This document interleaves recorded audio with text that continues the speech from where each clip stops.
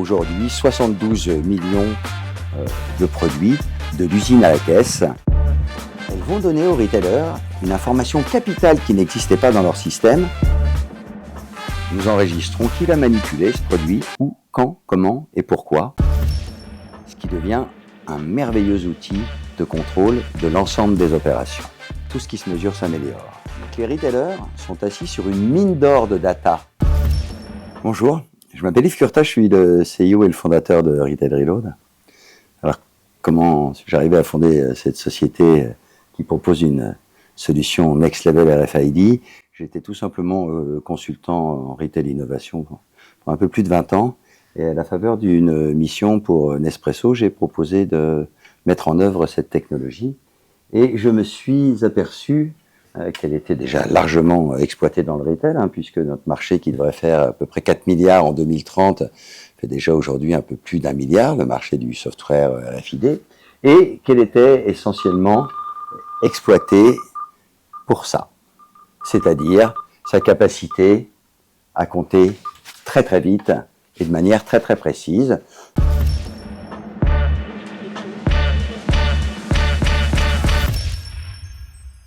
Totalement une sous-exploitation de cette technologie, puisque sa véritable richesse, en fait, réside dans le fait qu'elle est capable d'identifier unitairement chaque produit unique. C'est-à-dire que ces deux petits shorts noirs en M, de la même taille et de la même couleur, sont aujourd'hui dans nos systèmes complètement différents. Et pour le groupe Etam, par exemple, nous suivons aujourd'hui 72 millions de produits de l'usine à la caisse. Et à chaque mouvement, à chaque étape, nous faisons deux choses. Nous remettons à jour leur statut de disponibilité à la vente en temps réel.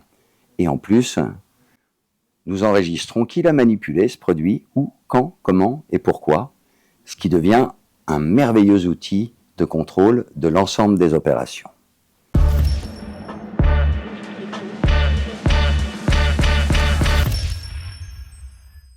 Le corollaire de cette sous-exploitation, c'est que c'est aujourd'hui utilisé uniquement comme une technologie de gestion de stock, et c'était passé complètement à côté d'énormes éléments de potentiel pour le retail du luxe et du premium, comme Lacoste, qui grâce à nous utilise aussi cette technologie pour la vente. Je vous donne un exemple. Vous êtes un nouveau client Lacoste. Je lis ce produit, vous le voulez dans votre taille, qui est du 3S.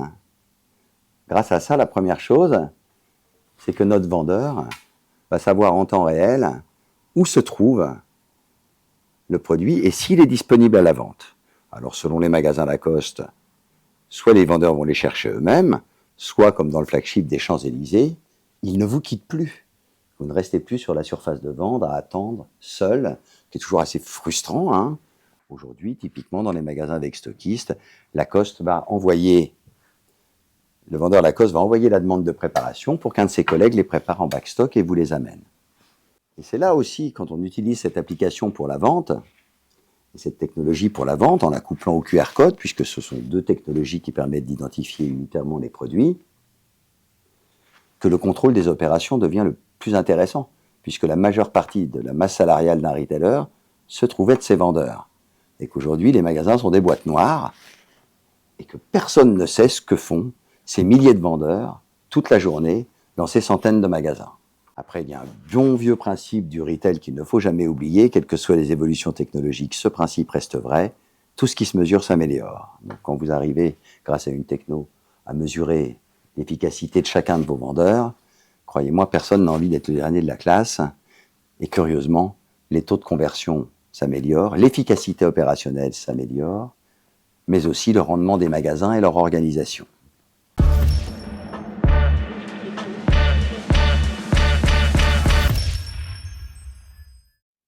L'énorme autre avantage de cette information, qui n'existait pas dans les systèmes d'information des retailers, c'est qu'au-delà de permettre l'amélioration de l'efficacité des opérations, elles vont donner aux retailers une information capitale qui n'existait pas dans leur système.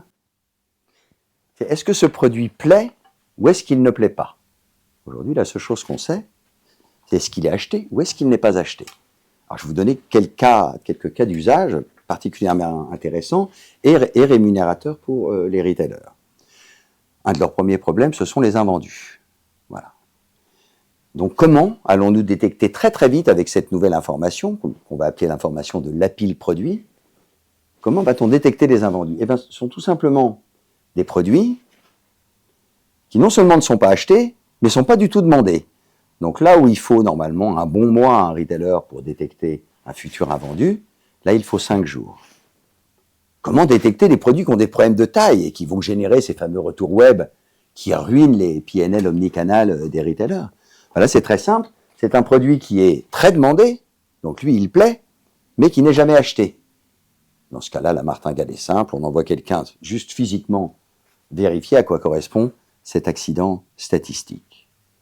Ce que je veux vous dire par l'ensemble de ces exemples, c'est que les retailers sont assis sur une mine d'or de data que nous extrayons, collectons et processons pour eux, qu'ils n'exploitent pas, qui sont ces data aux produits uniques, qui vont donc permettre à la fois de donner la disponibilité instantanée du stock à la vente, chez Lacoste, un produit mobilisé par un vendeur, les autres collègues du magasin savent qu'il est dans ses mains, et il n'est plus dispo à la vente pour le site web.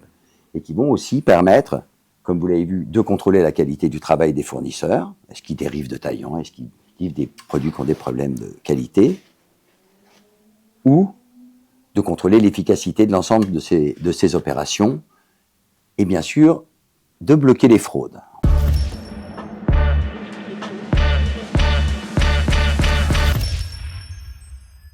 Mais c'est quoi l'avantage du suivi au produit unique pour les fraudes?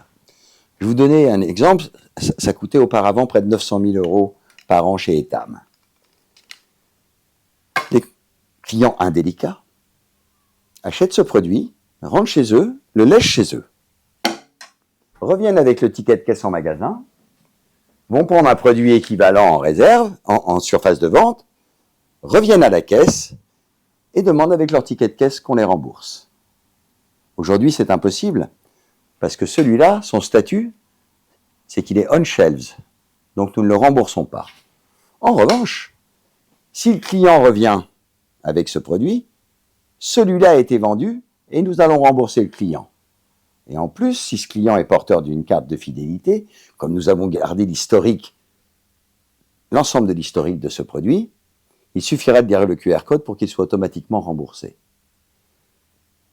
Il y a donc d'énormes avantages en termes d'expérience client. Je vais vous donner celui du remboursement. Je vous conseille d'aller visiter le flagship Lacoste des Champs. Nous gommons le principal pain point de l'expérience client, qui sont les temps d'attente. C'est ça qui nuit énormément au taux de conversion. Quand je vous dis qu'on les gomme, on mesure même l'impatience des clients grâce à cette data au produit unique. Le principe est donc très simple, vous l'avez compris. Chaque produit traverse l'ensemble de l'organisation des clients depuis sa fabrication jusqu'à sa vente. À chaque étape, nous enregistrons qui l'a manipulé, où, quand, comment, pourquoi, où est ce produit et s'il est disponible à la vente.